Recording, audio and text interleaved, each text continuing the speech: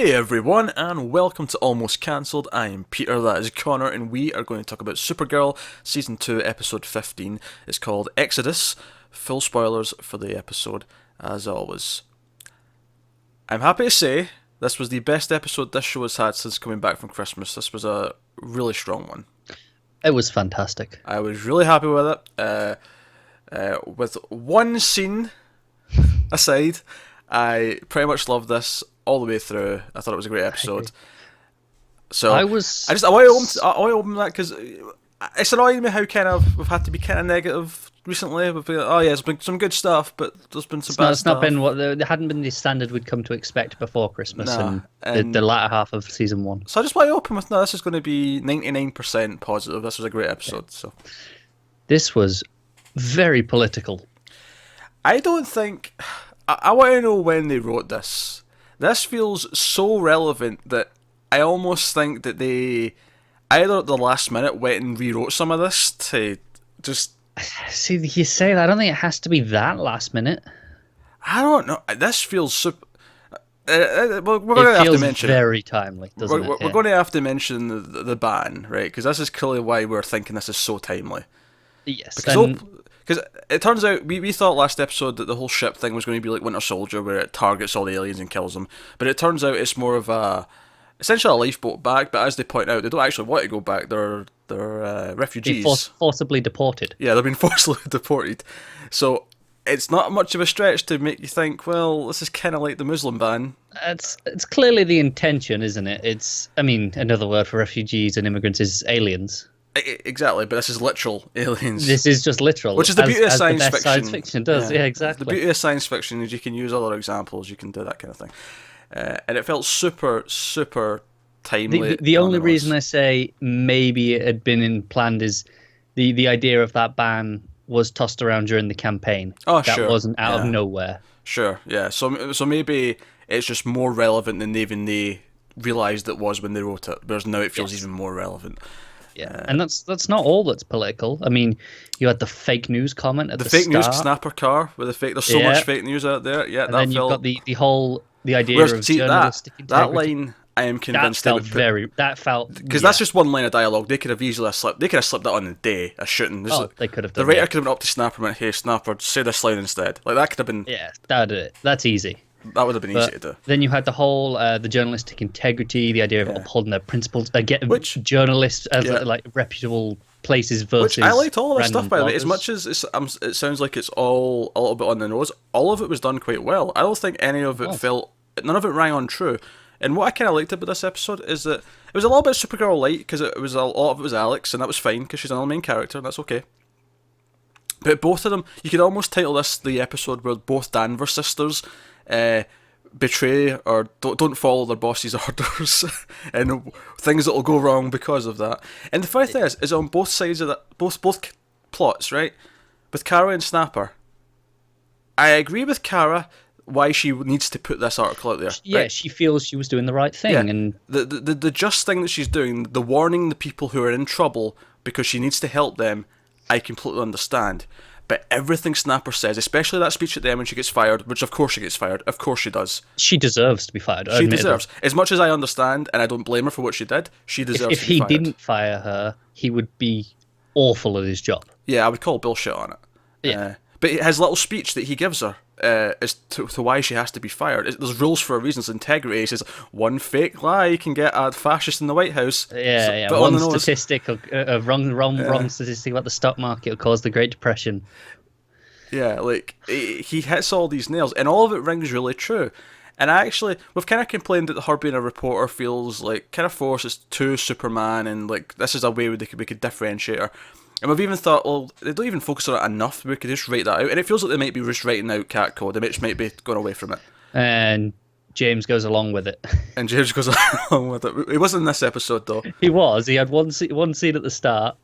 And he was in the DEO after that. He was standing around. All right, he didn't really say anything or do anything. He didn't. He was just there. It was a prop, but it was there. I'm not sure it counts.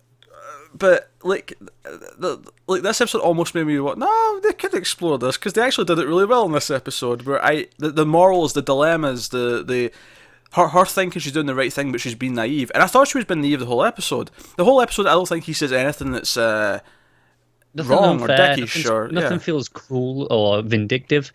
Everything just feels, no, this is the way it is for a very good reason. He's very hard-faced about it all, don't get me wrong. He could maybe break it to her gently. He's not a man who has bedside manner.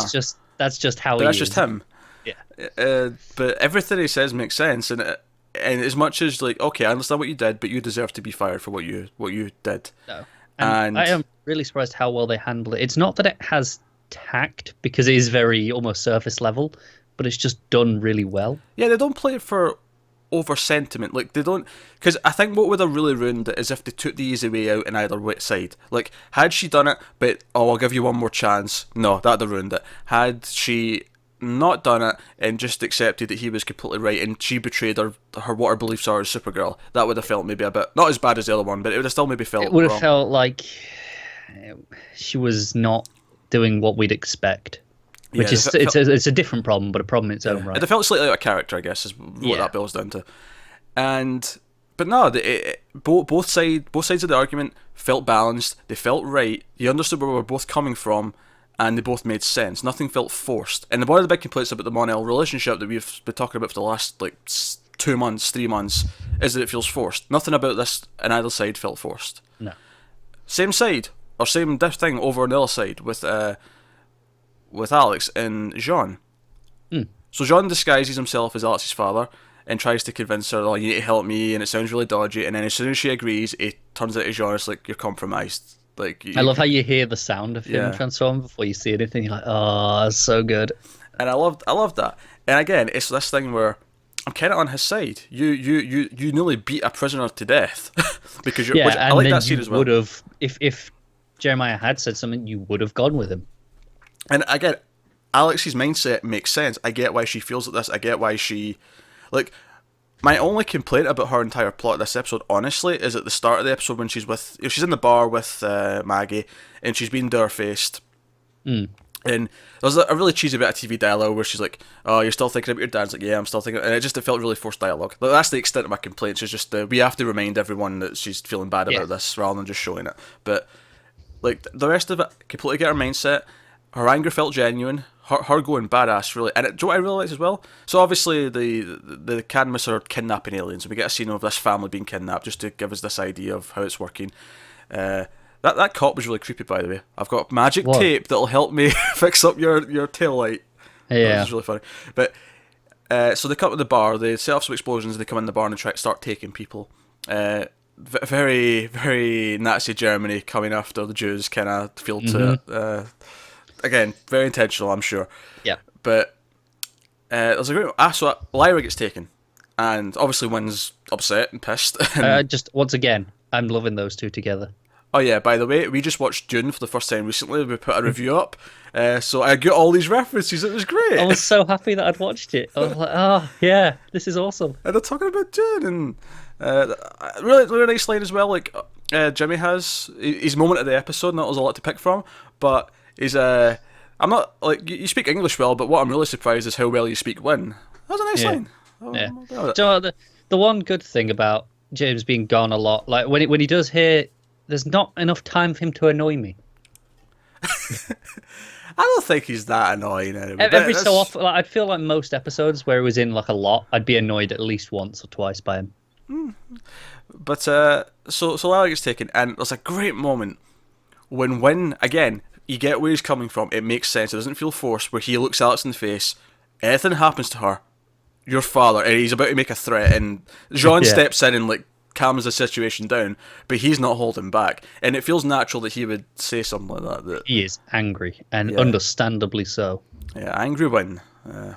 But no, so everything felt like that. So she goes sort of rogue, and again, she calls Kara, like, John benches her, you're suspended from work, you shouldn't be in the loop for this. And Kara comes over and she's like, well, okay, I don't disagree with him, tricking you like that. His methods were wrong, but he's not wrong entirely about the situation. And what I love about it is she brings up the beating. She's seen, we don't see her actually seeing it or whatever, but that's what she brings up. She reveals that she knows about this. You beat this guy, and that is, again, very against Supergirl's beliefs and ideology and all the rest of it. So that feels super in character for saying, no, you're clearly not in the right mindset for this. Yeah, I don't think it's even necessarily against her own beliefs, but it's just that she knows that it's not what Alex is like. Like, she has more composure than that normally, and the fact that she has flown off the handle like that is what it is, more than just the I think beating. it is against her. I think, like, actually beating someone up for information to that extent, I think, is against Supergirl. It is, but I don't think that's what it's about. Sure, but I just mean that in that sense that it works for. It's in character. It doesn't feel like it's forced. I like that it's not that Jean tricked her. It's not what Jean did in the response he got. It was the previous event. It was seeing her unhinged that did it. It was. This is why I agree with him, not because. That's what I liked about it. But Maggie enables her. They have a fun little moment with the gun where Maggie's like, "Oh, I need to borrow this gun." I'm pretty sure that gun has different settings. Yeah. Because like I mentioned, like, we've seen it be very, very explosive. This is more like a blast. This is more like a stun. Yeah, and she gave some guy like 2 shots to the chest in quick succession, and it was just like, okay, cool. It knocked him down. Don't get me wrong. Yeah. But... Yeah. Actually, I like the alien because there's another alien getting kidnapped from the same cop and like guys in the van. And he sees, like, they kiss before she leaves off. And the guy's like, oh, I wish I had something like you too. And what made it really funny, their reaction, is that they knew his name. Like, they named him. It's like go away, Bob, or Brian. It was Brian. I remembered it because I got a good chuckle. They just look so annoyed. Like, go away, Brian. That's funny. But she goes to her dad, and I was a little bit worried that maybe once she got to her dad in the Cadmus space, that's where it would maybe deteriorate a little bit, and his side would feel a bit weird. But then you find out, no, he's the one that's like, no, let's ship them off because this is a better alternative than just killing them. This was him reaching a middle ground. He's not wrong. Oh, yeah, sure. But then Alex is like, yeah, but you're still harming, like, because he's like, oh, I need to do it to protect you. And Kara's like, we don't need protection. We're badasses. Stop it. Right, maybe when we're younger, sure, but not now. And we get, this ship takes off. They try, because Kara's article gets out, it's like, oh, we need to rush, we can't get everyone else. And evil Lily and Luthor's like, yeah, let's just ship them off, and the ship's going. And obviously it's been relatively Supergirl. Like, obviously she's seen Snapper, she saved Lena, who was looking into things for her. Of course, the Super Cop shippers are all jumping for joy because she caught her when Lena is that the name of that? Super Corp. Yeah, that's the name of the shipping. I took a second then it was like, wait, what did you just say? Yeah, Super Corp's the shipping name for the people who want Lena and Kara. I mean, I can't deny there's some weird tension. There is definitely sexual tension. We've mentioned that already. Yeah, in their scenes. It's the way that dialogue's interesting written. How I didn't feel it as much when she's there as Supergirl, but it's there when she is as Kara. Yeah, it's kind of funny actually. But yeah, she saves her, and that's how Supergirl finds out about the base where they are, and we get this great scene where they bring the anger theme back in, the big epic. It's just gorgeous, isn't it? Maybe anger's not the right theme. The struggle theme. Because, determination. Yeah, because she has to. Alex gets in the ship, and I loved all this, by the way. I loved her being in the ship, and it felt super sci-fi again, and great design of this ship as well. Yeah, and Supergirl has to because if it gets out of the atmosphere, it's going to FTL, faster than light jump. Yeah, jump to light space. Yeah, light speed. Yeah, to another part of the universe. Yeah. So Supergirl has to stop it, and she's pushing it. And she almost so the music doesn't kick in quite yet. She's failing, and she kind of gives up, and she's like, I don't think I can do it, Alex. And Alex puts her hand in the glass because they can see because she's in the cockpit, if you will, of this ship, and she puts her hand in the glass, and they have their hand on each side of the glass. And I actually thought for a second here, maybe it'll jump. Do you know what? I was just about to say the same thing, and that's what impresses me most about this. Usually these shows, you're always like, nah, they're safe. There's never any real sense of danger. Well, because obviously knowing we're going to get to Daxter race at some point, I thought Alex is going to jump, she's going to be in space with the aliens, and we'll get a plot in space with her, and she'll run into like the other side of the Daxon plot, and then they'll eventually come together again. Like, she'll eventually come to Earth with them. But I really considered maybe this is because it wouldn't be the end of the world. Like they say, the aliens are just going to get ships to somewhere else anyway. Yeah, so she could get one back. So I'm thinking that's how we get into that plot. Obviously, that was wrong, but it was a possibility. At this moment, I thought I could believe it. And I love that it let you feel that, hang on, this could happen in the moment. Because the hand in the glass, it felt like a goodbye. It felt like Alex knew she was about to go, and she had to say goodbye to her sister. And it was like, especially, it works well because last week we complained that Alex said that really nasty thing to Kara's like, well, if you're not with us, you're not in this family, or something to that effect. And this felt like, even though she's not actually apologised, which I still think she should have for that line, at least here it felt like the connection was reborn. Do you know what I really loved about this scene from a technical point? We're in Alex's position from like the sound. We're always inside the cockpit. Even when even when the camera's outside with Supergirl, the sound is always muffled, like we're hearing it through the glass with Alex. Yeah, that's right. So because you're in that. I mean, Alex is badass as she is, and she's got a couple of badass moves in the episode when she's like taking down some of the random henchmen and whatnot. Is she's still human? She still needs Supergirl to save her here because she can't stop the ship.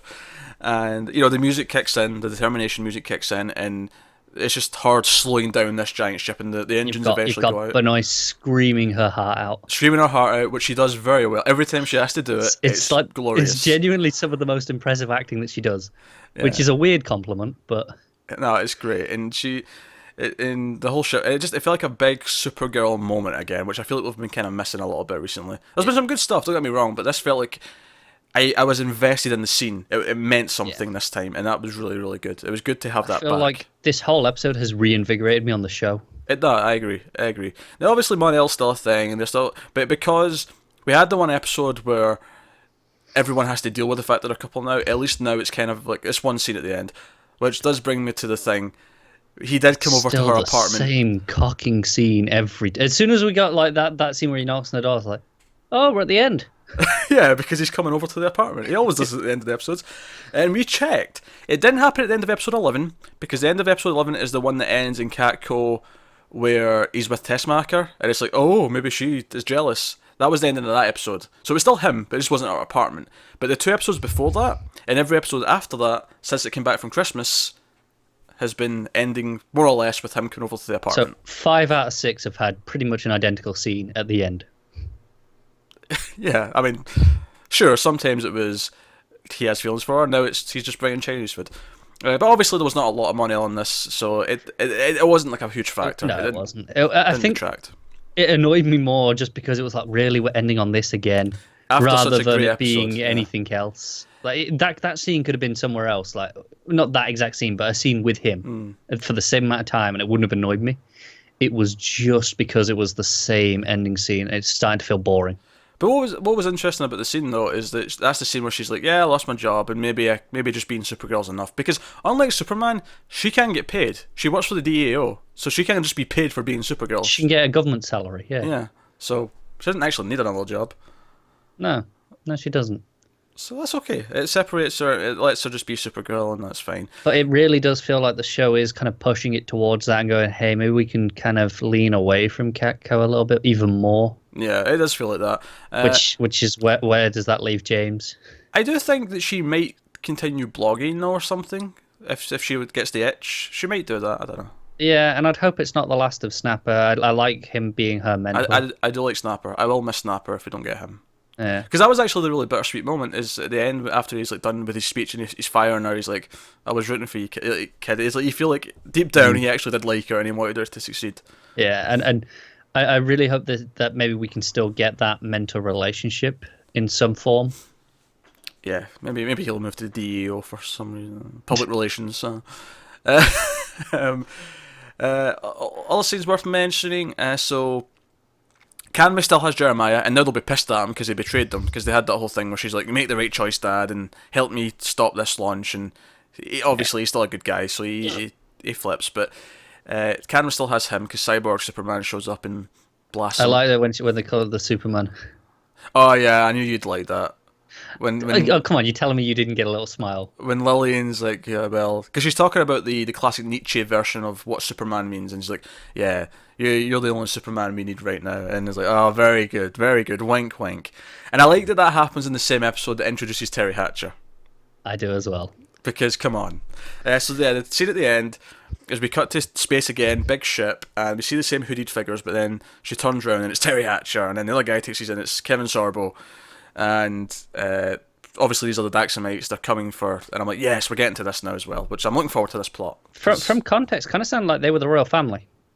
It did, yeah, because I'm sure they were addressed as Your Highness. I can't remember, but at the very least, they were certainly the important people, and everyone else was. If they're not royalty, they're certainly the captains of this ship. For some reason, I thought I'd remember them being addressed as. No, it makes sense because we like know Mon-El's the prince, or at least it's we assume so. He's heavily alluded to that he is the prince. Yes, I'd say we know, but after Arrow last week, I think we may have to cut back on what we say we know in the CW verse. Nah, I feel confident about this. I feel pretty confident. I do as well. Um, yeah, so ships coming to because they're coming over on the moon, so they're right here. They're Yeah. about to arrive. So presumably this will pop up next episode, which makes me think we'll get a two-parter about that. And I say two-parter, I just mean 2 episodes focusing on, not necessarily an actual two-parter. That would lead us right into then the musical one. Because the musical one's after that, yeah. Yeah. Do you know what I would really like to see? Uh-huh. Them have to go to Lillian and work together, like a, a greater evil sort of thing. So it'd be interesting for them to have to, Maybe. make some sort of compromise of, not of compromise of morals, but go, look, we there's an alien threat. You've got something that we need. Yeah, I will say it was quite smart introducing Lyra. It gave us someone in this whole alien, deportation thing that we cared about. We knew one of them. We know Yes. her, so it's personal. Yeah, it wasn't just faceless mass. There But was. don't worry, we had someone the family at the start, and we've seen the little girl, and that helps a little bit. But the fact that we have Lyra, who we actually know, it just. I would say it almost would have been smarter for the political allegory to have no one. The idea that you could to go, hey, look, you can still connect even if you don't know anyone on here. Oh, sure, yeah.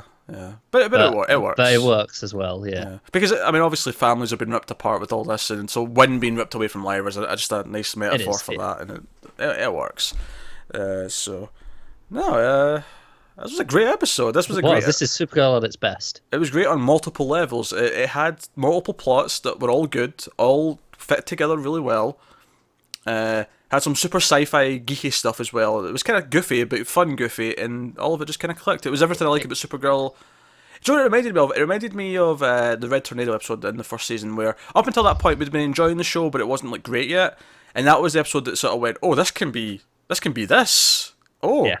That's what this felt like. It's the show where it picks its theme, it knows what it's going to do, and it just does it. It doesn't worry about other stuff. Yeah, it's those episodes where it excels the most. Yeah, and it's not just focusing on the forced romance of some douchebag who doesn't really deserve Supergirl. Yeah, you're really hitting out of the shippers at the minute, aren't you? I didn't say anything bad about Supercorp. Okay, not those shippers. Oh, you mean Caramel? They were the ones I was referencing, yes. Yeah, they can kiss my ass. So, here we go. Fantastic episode of Supergirl. Really, really good. Let us know what you thought of it in the comments below. Like and subscribe and all that stuff. It helps us out a lot if you do. Get us on Twitter at mild_fuzz for channel updates. Get our individual Twitters on the screen for general ramblings.